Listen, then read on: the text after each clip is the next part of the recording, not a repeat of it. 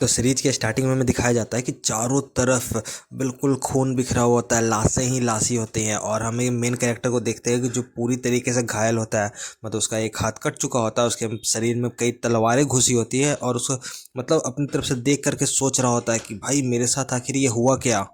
वो अपने बाजू में देखता है कि जहाँ उसका जो सीनियर होता है उसके हाथ पैर कट चुके होते हैं और बहुत ही बदतर तरीके से उसकी मृत्यु हो चुकी होती है। वो याद कर रहा होता है कैसे उसके फेलो डिसाइपल्स और साथ ही साथ उसके सेक्ट लीडर कैसे मारे गए। वो सभी मिल करके सिर्फ वही नहीं बल्कि और भी जो 10 सेक्ट थे ना, जो 10 इंपॉर्टेंट सेक्ट थे उस समय के, वो 10 सेक्ट मिल करके एक जो डीमन कल्ट का लीडर होता है उस पर हमला कर रहे होते हैं। और फिर दिखाई देता है कि कैसे उस अकेले एक बंदे ने इन सब की हालत ख़राब कर दी होती है। भाई हालत ख़राब क्या, मतलब वो लाशों के ढेर के ऊपर बैठा हुआ होता है और उसके शरीर में पूरी तरीके से तलवारें घुसी हुई होती है, लेकिन फिर भी वो जिंदा होता है। जो हमारा हेवनली डीमन, जो हमारा हेवनली डीमन होता है, वो भी हमारे जो मेन कैरेक्टर होता है उसको एडमायर करते हुए कह रहा होता है कि माउंट्स हुआ सेक्ट के डिसाइपल, तुमने जो लाइफ में अचीव किया है वो किसी ने नहीं कर पाया, मतलब मुझे मारने का। अगर तुम जिंदा रह पाते तो पूरी दुनिया में तुम्हारा नाम होता और जय जयकार होती, लेकिन तुम्हारी हालत देख के ऐसा लगता नहीं है कि तुम बहुत ज़्यादा टाइम तक जिंदा रहने वाले हो।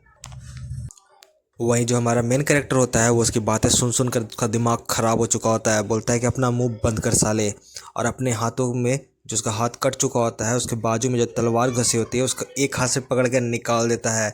खून चारों तरफ बिखर जाता है, लेकिन उसके बाद भी उसकी आंखों में बिल्कुल गुस्सा भरा होता है और उसे लेते हुए आगे बढ़ता है और उस तलवार से उस हेवनली डीमन का गला काट देता है। और मरते मरते भी वो हेवनली डीमन सोच रहा होता है, काश काश सिर्फ मैं एक और दिन जिंदा रह पाता तो मैं वो हेवनली डीमन बनता जो इस पूरी दुनिया पर राज करता। लेकिन मुझे मानना पड़ेगा कि इस पूरी दुनिया में माउंट हुआ सेक्ट की तलवारबाजी सबसे ज़्यादा अच्छी है।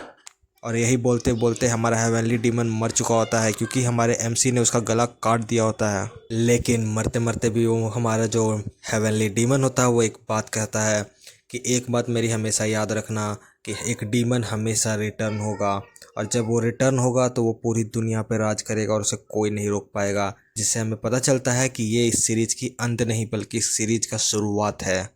वही हमारा जो मेन कैरेक्टर होता है वो उगते सूरज को देखते हुए बोल रहा होता है कि आखिरकार आखिरकार ये वॉर एंड हो चुकी है। लेकिन काश काश मैं थोड़ा और ताकतवर होता, काश काश मैंने अपना समय बर्बाद करने के बजाय उसे और ट्रेनिंग में दिया होता तो मैं और ज़्यादा ताकतवर होता और मैं इससे अपने जो फेलो डिसाइपल्स थे और अपने सेक्ट के लीडर्स थे उन्हें बचा पाता। इनफैक्ट मैं कुछ और लोगों को कम से कम बचा पाता। लेकिन इतना बोलते बोलते ही जो हमारा मेन कैरेक्टर होता है वो अपने आखिरी दम को तोड़ देता है और वहीं पर लाशों के ढेर के बीच में गिर जाता है। और हाँ, मैं एक बात और बता दूं कि ये कोई भी डिसाइपल नहीं था वो, बल्कि इस 3 माउंट हुआ सेक्ट के 3 शॉर्ट सेंट्स में से एक होता है। मतलब वहाँ का एक एल्डर होता है। जब तक मैं अभी तक इसे गलती से डिसाइपल डिसाइपल बोल रहा था, बट ये वहाँ का एक एल्डर होता है, 3 मेन एल्डर्स में से एक।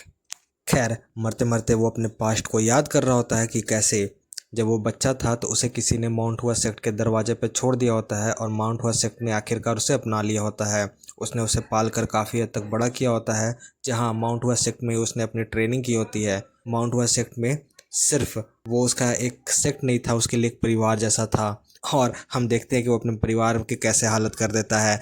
वो अपने ही साथ पढ़ने वाले एक और डिसाइपल की मार मार के बिल्कुल हालत ख़राब कर देता है। मतलब अब देख सकते हैं कितनी ज़्यादा उसने हालत ख़राब कर दी है, जिसको लेकर उसका जो सीनियर होता है काफ़ी ज़्यादा उस पर गुस्सा कर रहा होता है कि आखिर तुम एक स्पार मैच में किसी को इतनी बुरी तरीके से कैसे ही पीट सकते हो।